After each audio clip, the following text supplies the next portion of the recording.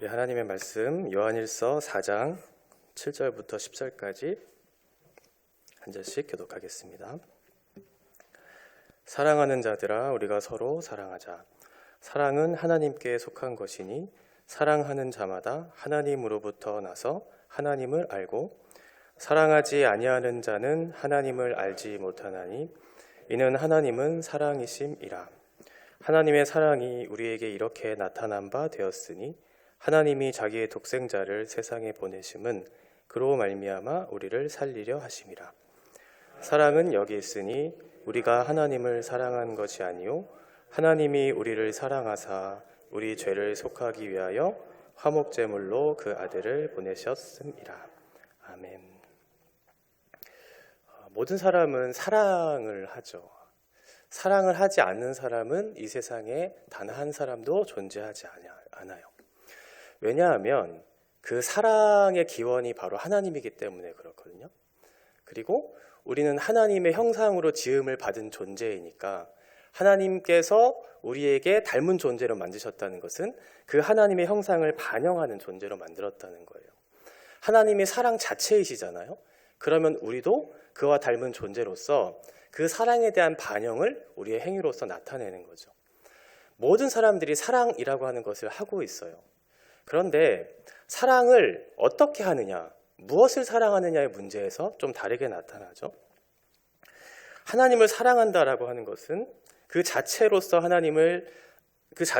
하나님이 사랑이시기 때문에 우리는 사랑을 할 수밖에 없는 존재다라는 것을 얘기해 주고 있어요. 다만 그 사랑의 대상이 왜곡됐다는 데 문제가 있는 거죠. 우리가 주는 사랑을 할 때 우리가 생각할 때는 바른 사랑이라고 얘기하지만, 그런데 성경에서 보는 하나님의 관점에서 봤을 때는 그것이 잘못된 사랑이 될 수도 있다는 거예요. 모든 사람이 사랑을 하는데 그 사람의 대상이 어떠한가? 하나님께 영광을 돌리고 하나님을 사랑해야 되는 우리들이 때로는 다른 대상을 향해서 왜곡된 사랑을 하게 된다는 거예요. 예를 들면 어떠한 한 대상, 사람이 될 수도 있고요. 어떤 물건이 될 수도 있고요. 어떠한 가치가 될 수도 있고요. 모든 사람들은 사랑이라고 하는 것을 하게 되는데 문제는 우리가 올바른 사랑을 하지 못한다는 데 있다는 거예요. 그리고 하나님의 사랑을 우리가 받아들여질 때도 마찬가지죠. 우리가 하나님의 사랑을 받았는데 그 사랑이 받아들여지지 않는 이유가 무엇이냐면 우리의 삶 가운데 나타나는 여러 가지 삶의 경험들, 이런 지표들이 과연 내가 하나님의 사랑을 받는 사람이 맞나라고 하는 그런 생각들이 들어올 때, 이것이 사랑이라는 말로 이해되지 않을 때 하나님은 나를 사랑하지 않아 라고 생각을 하는 거죠. 예를 들면 경제적인 어려움이 찾아와요. 건강의 문제가 무너지기 시작하고 관계가 다 끊어지는 그런 일들이 일어나요. 그러면 하나님은 나를 사랑하지 않는구나 라고 생각을 하죠. 그래서 하나님의 사랑이라고 하는 것을 받을 때에도 내가 이해되는 방식, 내가 납득되는 방식으로 찾아왔을 때 비로소 하나님이 나를 사랑하시는구나 라고 그렇게 생각을 해요. 그러니까 결국 우리가 무엇인가를 사랑하는 그 주는 사랑도, 또 누군가로부터 받는 그 사랑도 다 왜곡되어 있다라고 하는 거예요. 우리로서는 누군가를 바르게 사랑할 수 없고 바른 사랑을 받아낼 수 없는 존재라는 거죠. 요한일서에서는 사랑이라고 하는 단어가 굉장히 많이 반복돼요. 무려 30번. 요한은 사랑의 사도라고 얘기하잖아요. 그래서 이 신약 성경 전체를 봐도 이 3분의 1 이상이 요한이 쓴 서신 안에서 이 사랑이라고 하는 단어가 기록되어 있다는 것을 우리가 생각해 볼 수 있죠. 그만큼 사랑이 중요하다고 요한이 얘기해요. 요한일서 1장 6절부터 5절부터 9절까지에 보면 하나님을 이렇게 정의하는데 하나님은 빛이시다라고 그렇게 정의를 하죠. 이 빛과 어둠이라고 하는 이 두 대조를 통해서 그 사람이 어디에 속했는가, 그리고 그 속한 결과가 어떠한지가 이제 1장 5절부터 9절까지 길게 서술되어 있습니다. 5절에 보면 우리가 그에게서 듣고 너희에게 전하는 소식은 이것이니 곧 하나님은 빛이시라. 그에게는 어둠이 조금도 없으시다는 것이니라. 만일 우리가 하나님과 사귐이 있다 하고 어둠에 행하면 거짓말을 하고 진리를 행하지 아니함이거니와 그가 빛 가운데 계신 것 같이 우리도 빛 가운데 행하면 우리가 서로 사귐이 있고 그 아들 예수의 피가 우리를 모든 죄에서 깨끗하게 하실 것이요. 만일 우리가 죄가 없다고 말하면 스스로 속이고 또 진리가 우리 속에 있지 아니할 것이요. 만일 우리가 우리 죄를 자백하면 그는 미쁘시고 의로우사 우리 죄를 사하시며 우리를 모든 불의에서 깨끗하게 하실 것이요. 요한일서에서 하나님을 첫 번째로 정의하는 것은 하나님은 빛이시다. 하나님은 어둠에 거하실 수 없는 분이시다 라고 하면서 빛과 어둠, 그 둘 중에 어디에 네가 속했는가에 따라서 그 결과가 달라진다는 것을 얘기하죠. 그러면서 요한일서에서 또 하나 하나님을 정의하는 내용이 바로 오늘 본문인데요. 하나님은 사랑이시다라는 것을 반복해서 다시 한번 얘기해줘요.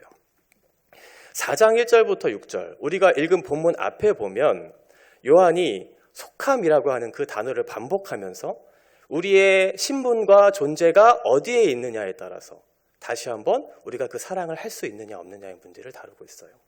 속함이라고 하는 단어의 유의에서 한번 쭉 눈으로 한번 따라와 보세요. 1절에 보면 사랑하는 자들아 영을 다 믿지 말고 오직 영들이 하나님께 속하였나 분별하라. 많은 거짓 선지자가 세상에 나왔습니다. 이로써 너희가 하나님의 영을 알지니 곧 예수 그리스도께서 육체로 오신 것을 시인하는 영마다 하나님께 속한 것이요 예수를 시인하지 하는 영마다 하나님께 속한 것이 아니니 이것이 곧 적 그리스도의 영이니라 오리라 한 말을 너희가 들었거니와 지금 벌써 세상에 있느니라. 자녀들아 너희는 하나님께 속하였고 또 그들을 이기었나니 이는 너희 안에 계신 이가 세상에 있는 자보다 크심이라. 그들은 세상에 속한 고로 세상에 속한 말을 하며 세상이 그들의 말을 듣느니라. 우리는 하나님께 속하였으니 하나님을 아는 자는 우리의 말을 듣고 하나님께 속하지 아니한 자는 우리의 말을 듣지 아니하나니 진리의 영과 미혹의 영을 이로써 아느니라. 요한은 이 맥락에서 하나님은 사랑이시다라는 것을 얘기하면서 하나님의 정체성이 뭐라고 얘기하냐면 하나님은 곧 사랑이시다. 그 사랑 자체라고 지금 얘기하고 있는 거예요. 하나님이 사랑이래요. 그 자체라고 얘기해줘요. 그러니까 하나님의 정체성은 사랑이에요. 사랑 자체세요. 그러면서 사랑하는 자들, 하나님을 사랑하는 사람이면서 동시에 우리로 무엇을 할 수 있다고 얘기하냐면 서로 사랑할 수 있다고 얘기해요. 왜냐하면 우리는 하나님께로부터 났기 때문에, 그리고 우리는 하나님을 알기 때문에 우리에게 그렇게 요청을 하는 거죠. 너는 사랑으로부터 났고 사랑이 무엇인지 알기 때문에 너희로서 서로 사랑할 수 있다라는 것을 얘기해요. 제가 앞에서 말씀드렸던 것처럼 우리는 하나님의 형상으로 지음을 받은 존재, 그와 닮은 존재로 부르심을 받았잖아요. 그러면 지금 7절에서 얘기하고 있는 것처럼 하나님은 사랑 자체시다라고 하는 그 말은 또 하나 우리에게 무엇을 설명해주고 있냐면 하나님을 닮은 우리도 우리의 정체성, 우리는 사랑이라고 하는 자체라는 거예요. 이게 우리의 본질이라는 거예요.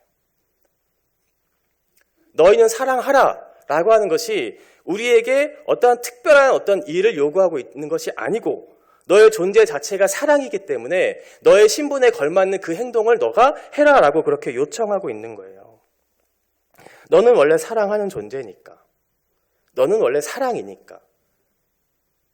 너의 신분과 너의 모습에 맞게 서로 사랑하라. 이렇게 얘기해요.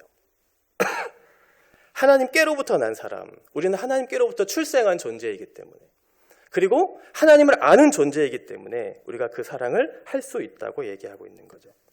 8절에서는 한 가지 더 중요한 개념을 우리에게 설명해 주는데 8절에 보면 사랑하지 아니하는 자는 하나님을 알지 못하나니 왜냐하면 이는 하나님은 사랑이기 때문이다. 하나님의 사랑이 경험되지 못한다면 하나님을 알지 못하는 것이라고 지금 얘기해요. 그러면 그 사람들은 하나님의 사랑을 알지 못하기 때문에 어떠한 사랑을 해요? 말씀을 드렸던 것처럼 잘못된 사랑을 하는 거죠. 하나님을 알고 바르게 사랑해야 되는데 하나님을 알지 못하니까 다른 대상을 사랑하기 시작해요. 왜곡된 사랑을 하기 시작하죠. 그러면서 그것이 진실한 사랑이라고 생각을 해요. 그러한 의미에서 본다면 오늘 성경에서 얘기하고 있는 이 사랑을 할 수 있는 존재는 누구예요? 하나님께로부터 난, 거듭난 사람들 많이 할 수 있는 그 사랑이라고 지금 얘기하고 있는 거죠. 왜? 우리는 하나님께로부터 났으니까요. 하나님이 사랑 자체이신데 우리도 그와 닮은 존재이니까요. 그래서 서로 사랑하라고 얘기해줘요. 그 사랑을 알지 못하는 사람들이 어떠한 사랑의 행위로 이 세상 가운데 나타나냐면, 왜곡된 사랑이 어떻게 나타나냐면, 요한일서에서는 3장 10절에 그 행위가, 그 사랑의 실체가 이렇게 드러난다고 얘기해요. 의를 행하지 아니하는 자나 또는 그 형제를 사랑하지 아니하는 자는 하나님께 속하지 아니하니라. 14절, 우리는 형제를 사랑함으로 사망에서 옮겨 생명으로 들어간 줄을 알거니와 사랑하지 아니하는 자는 사망에 머물러 있느니라. 사랑을 알지 못하는 사람의 행위가 이렇게 반영된다는 거예요. 하나님의 의를 행하지도 못하고 형제를 사랑하지도 못하고 그 사망에 머물러 있는 존재, 이렇게 얘기하고 있는 거죠. 이것은 단순히 그 사람이 어떤 윤리적인 결함이 있다, 이렇게 얘기하는 게 아니고요. 그 사람의 존재 자체, 그분의 신분이 어디에 속해 있는가에 대한 부분을 얘기하는 거예요. 그 사람의 정체성이죠. 그 사람이 어디에 속해 있는가에 따라서 그것들이 결과가 달라진다는 것을 얘기해주고 있어요. 그러면 사랑 자체이신 하나님은 어떠한 행위를 우리에게 나타내 보여주실까요? 그것이 9절과 10절에 나타나요. 왜곡된 사랑, 잘못된 사랑을 하는 이 사람들은 하나님의 의를 행하지도 않고 다른 형제들을 사랑하지도 않고 사망에 머물러 있을 수밖에 없는 그 행위로 나타날 수밖에 없지만, 진실한 사랑을 갖고 있는 그 사랑 자체이신 하나님은 우리에게 어떠한 사랑을 나타내 보여주시냐면, 이해될 수 있도록 우리에게 보여주시는 그 사랑을 우리에게 허락해 주세요. 그게 바로 예수 그리스도죠. 하나님의 본질 자체가 사랑이신데 우리는 하나님을 알 수가 없잖아요. 그런데 우리가 하나님을 알 수 있는 유일한 방법은 무엇이냐면, 하나님께서 우리에게 계시해 주실 때, 하나님이 나타나 보여주실 때 비로소 우리는 하나님을 알 수 있거든요. 그러니까 그 계시의 정점이 누구예요? 예수님이죠. 예수님은 우리의 눈으로 볼 수 있고 우리의 손으로 만질 수 있고 우리가 감각할 수 있는 분으로 이 땅에 오셨다는 거예요. 우리가 이해할 수 있는 언어로 우리에게 풀이해 주시고 그것이 무엇인지를 몸소 실천해 주심으로 예수의 사랑이 무엇인지를 나타내 보여주셨다는 거예요. 그게 9절과 10절이에요. 9절에 보면 하나님의 사랑이 우리에게 이렇게 나타난 바 되었으니 하나님이 자기의 독생자를 세상에 보내심은 그로 말미암아 우리를 살리려 하심이라. 사랑은 여기 있으니 우리가 하나님을 사랑한 것이 아니요 먼저 조건 없이 하나님이 우리를 사랑하사 우리 죄를 속하기 위하여 화목제물로 그 아들을 보내셨음이라. 하나님의 사랑이 나타났대요. 우리의 눈으로 볼 수 있도록 우리가 이해할 수 있는 언어로 나타났대요. 그래서 우리가 하나님의 사랑을 알 수 있다는 거예요. 왜 하나님께서 그 사랑 자체이신 예수 그리스도를 우리 가운데 보내어 주셨을까요? 고린도후서 5장 21절, 하나님이 죄를 알지도 못하신 이를 우리를 대신하여 죄로 삼으신 것은 우리로 하여금 그 안에서 하나님의 의가 되게 하려 하심이라. 하나님이 죄를 알지도 못하신 그 예수 그리스도를 우리를 대신해서 이 땅에 보내시고 죄로 삼으신 이유는 하나님께서 우리를 의로 삼으시기 위해서, 당신의 자녀로서의 그 신분과 지위를 회복시켜 주시기 위해서. 너의 정체성은 하나님을 닮은 존재이고 그 존재 자체가 사랑이고 너는 그렇게 살아야 되는 존재이기 때문에 그 영광된 신분과 지위를 회복시켜 주시기 위해서 죄 없는 그분이 우리의 죄를 대신해서 십자가에 달려 죽으셨고 그 결과 우리는 의롭게 되었다고 성경은 얘기하고 있는 거예요. 그러니까 하나님께서 그 아들 예수 그리스도를 보내신 이유가 뭐냐면 그 사랑을 우리에게 실천하라고, 그 사랑을 누리라고 우리에게 주셨다는 거죠. 그 예수 그리스도의 사랑이 어떻게 나타났냐면 첫 번째 9절에 보면 나타내신 바 되었다 이렇게 되어 있죠. 하나님이신 그분께서 하나뿐인 아들 예수 그리스도를 육체로 우리의 눈으로 볼 수 있게 이 세상 가운데 나타났다. 성육신 사건을 얘기하는 거죠. 그분이 우리 가운데 나타났다. 그 사랑의 실체이신 하나님이 어떠하신 분인지 하나님께서 나타내 보여주셨다. 나타내 보여주실 뿐만 아니라 어떻게 하셨냐면 그분을 보내셨어요. 어디로 보내셨냐면 십자가의 자리로 보내셨어요. 두 번째 사랑이죠. 보내셨어요. 우리의 죄를 대신한 속죄제물, 이 화목제물로 하나님께서 삼으시기 위해서 육체로 입고 이 땅에 나타나실 뿐만 아니라 대속의 자리로 보내셔서 그 구속의 사건을 이루신 결과 우리에게 은혜를, 하나님의 자녀가 되는 복을 누리게 하셨다는 거죠. 이 보내셨다는 것은 현재 완료 계속되는 거예요. 예수 그리스도의 십자가의 사건이 단회적인 사건이었지만 그 효력은 영원한 것이죠. 하나님께서 보내셨다라고 하는 것은 그 때뿐만이 아니에요. 십자가에 달려 죽으신 그 사건으로 인해서 그 사실을 믿고 구원받는 사람들에게 모든 효력이 그 가운데 계속해서 미치는 것이죠. 우리에게 볼 수 있도록, 육체로 볼 수 있도록 이 땅에 나타나셨다. 뿐만 아니라 우리를 위해서 대신 십자가에 달려 죽으시기 위해서 보내셨다. 왜냐하면 세 번째, 살리기 위해서. 우리를 살리기 위해서.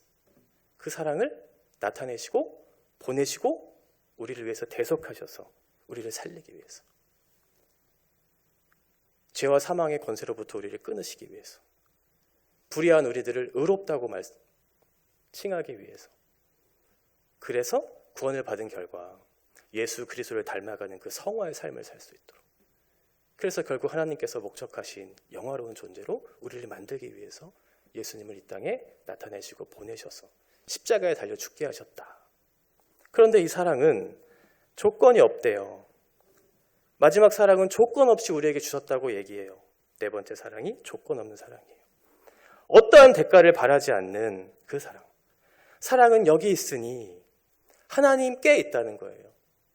여기 있다라고 하는 것은 헤 아가페, 그 사랑이 여기에 있다는 거예요. 사람들이 생각하는 사랑이 아니고요. 이 사랑은 유일한 사랑이에요. 헤 아가페, 그 사랑. 그 사랑이 어디에 있냐면 투토, 이곳 안에 엔, 이곳 안에 있다. 이곳은 하나님을 가리키는 거죠. 그 사랑은 하나님 안에 있습니다라고 얘기하는 거예요. 그러니까 우리가 추구하는 사랑은 어디에서부터 발견되냐면, 어디에서부터 시작되냐면 하나님으로부터만 가능한 그 사랑이라는 거예요. 모든 사람들이 사랑을 하죠. 그런데 성경에서 얘기하는 사랑은 그 사랑이에요. 그 사랑. 우리가 생각할 때 감각하고 즐거워하는, 우리의 마음을 만족시켜주는 것을 얻었을 때, 그래서 우리에게 찾아오는 그 기쁨으로 인하여 무언가를 사랑하고 사랑받는다고 생각하는 것이 아니고, 사랑 자체이신 그분 안에 있는 그 사랑, 그 완전하신 그 사랑이 하나님으로부터 시작되었다. 그런데 그 성경이 우리에게 증언하는 것은 뭐냐면 그 사랑이 우리에게 먼저 찾아오셨다는 거예요. 우리가 하나님을 찾고 그 사랑을 찾아서 우리에게 주어진 것이 아니고, 우리가 하나님의 사랑을 찾을 수 없을 그때에 하나님께서 먼저 그 사랑을 알게 하시고 우리에게 보내주셨다. 로마서 5장 8절이죠. 우리가 아직 죄인 되었을 때 그리스도께서 우리를 위하여 죽으심으로 하나님께서 우리에 대한 자기의 사랑을 확증하셨느니라. 우리의 자격과 조건에 근거해서 너희가 얼마나 의롭고 선하게 살았는가에 따라서 우리에게 주신 것이 아니고, 우리가 죄인 되었을 때 아무것도 의를 행할 수 없을 그때, 하나님을 사랑하지도 하나님을 알지도 못할 그때에 하나님께서 조건 없이 아들을 내어주신 그 사랑으로 말미암아 너희가 살림을 받았다라고 얘기하고 있는 거죠. 그 사랑이에요. 그 사랑. 유일하신 사랑.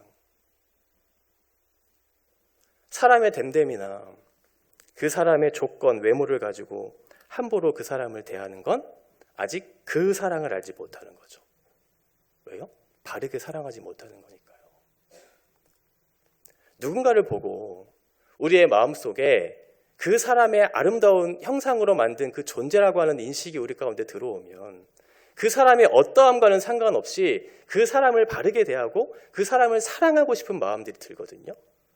왜냐하면 그 사람 안에 있는 하나님의 아름다우심이 그 사람 가운데 있기 때문에. 그러니까 그 사람을 바르게 사랑할 수 있는 거죠. 왜요? 그 사랑이 내 안에 있으니까요.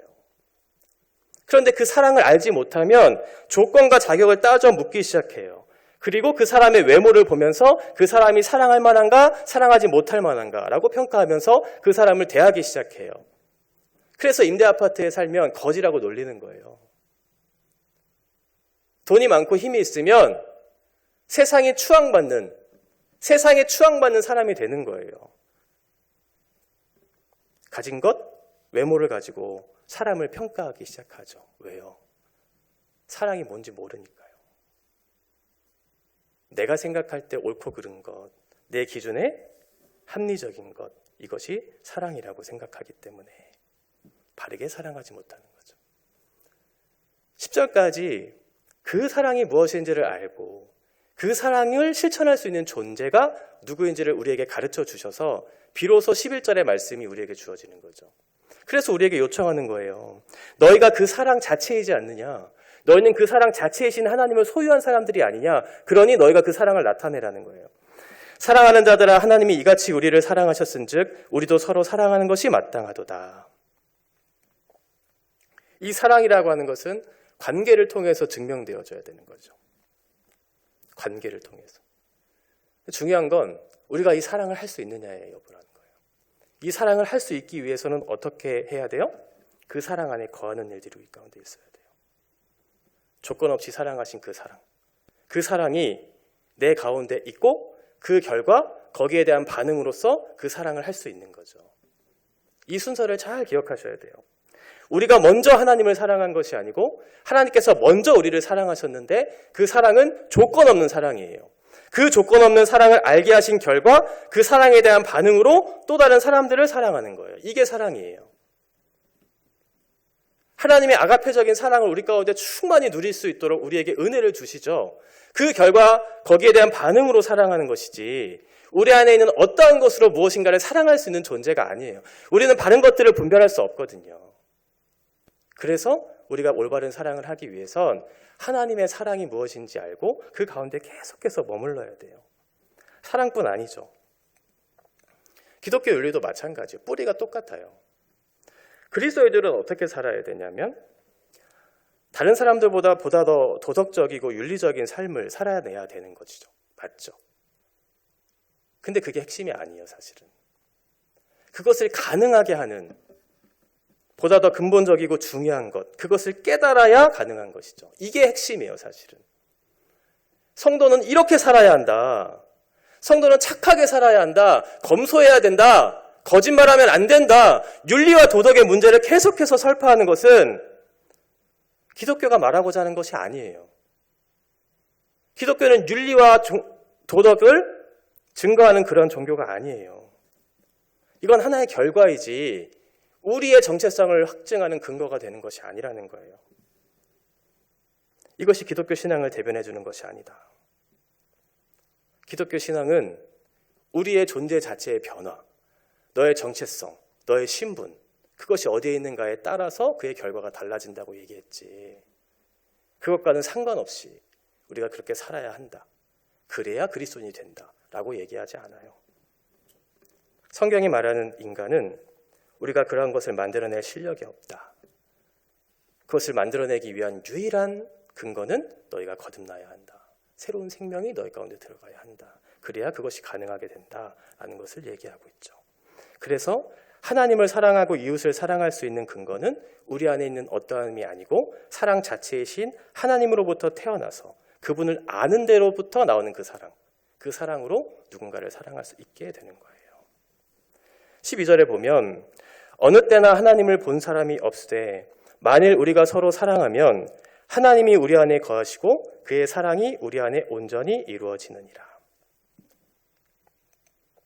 하나님께 있는 그 사랑을 어떻게 나타내야 하냐면 우리 안에 있는 그 하나님을 어떻게 나타내야 하냐면 우리 안에 그 사랑이 온전히 이루어져야 한대요. 그 사랑을 어떻게 온전하게 이룰 수 있을까요? 세상이 우리를 보면서 하나님의 사랑을 어떻게 알 수 있을까요? 그게 우리의 새 계명, 우리에게 주신 계명이거든요. 요한복음 13장 34절과 35절에 보면 새 계명을 너희에게 주노니 서로 사랑하라. 내가 너희를 사랑한 것 같이 너희도 서로 사랑하라. 너희가 서로 사랑하면 이로써 모든 사람이 너희가 내 제자인 줄 알리라. 내가 너희를 사랑한 것 같이. 하나님께서 나를 사랑하신 것 같이. 네가 가지고 있는 왜곡된 사랑으로 사랑하는 것이 아니고 하나님 안에 있는 그 사랑으로 사랑하는 것. 그래서 서로 사랑할 때 세상이 너희가 나의 제자인 것인 줄을 알게 될 것이라고 이렇게 성경은 마무리하고 있어요. 사랑은 여기 있다, 저기 있다, 이것이다, 저것이다 얘기하지만 성경은 유일하게 그 사랑만 얘기하고 있어요. 그 사랑. 그 사랑 안에 속한 사람들만이 온전한 사랑을 할 수 있다. 하나님께로부터 나오는 것만 사랑이고 그 하나님께로부터 난 사람들만 온전한 사랑을 할 수 있고 우리의 정체성인 사랑 자체이신 하나님, 그것이 우리 가운데 충만히 채워졌을 때 비로소 그 사랑을 할 수 있다고 성경은 얘기하고 있어요. 받을 때도 마찬가지예요. 하나님은 존재 자체가 사랑이시잖아요. 그러니까 하나님께서 하시는 모든 행위는 다 사랑이에요. 우리가 생각할 때, 우리가 받아들이기 어려울 때, 우리가 판단했을 때 이것이 사랑이라고 생각되지 못할 때 우리는 그것이 사랑이라고 아니라고 생각하면서 그것을 받지 않으려고 하지만 하나님은 그 자체가 사랑이시기 때문에 우리가 그 사랑을 이해하지 못할 뿐이지 하나님이 하는 모든 행위는 결국은 사랑이다. 이렇게 얘기하고 있어요. 하나님은 사랑이시다. 그러니 너희도 서로 사랑하라. 조건 없이, 값 없이 우리에게 주신 그 하나님을 우리 가운데 주심으로 그 결과 거기에 대한 정당한 반응으로 서로를 사랑할 수 있는 것이죠. 우리가 서로 사랑할 때 너희가 내 제자인 줄을 세상이 알 것이라고 얘기하고 있어요. 우리가 서로 사랑해야지, 착하게 살아야지가 아니고 우리의 마음속에 사랑 자체이신 하나님이 우리 가운데 충만하게 채워졌을 때 가능한 거예요. 우리 우면동교회는 서로 사랑하려면 어떻게 해야 할까요? 잘해보자. 용납해보자. 안 돼요. 서로 사랑하기 위해선 하나님 그분 자체가 우리의 마음속에 충만하게 들어왔을 때 가능해요. 그래서 우리는 진리의 공동체라고 얘기하는 거죠. 착하게 살아보자. 정직하게, 검소하게 살아보자. 윤리적으로, 도덕적으로 살아보자.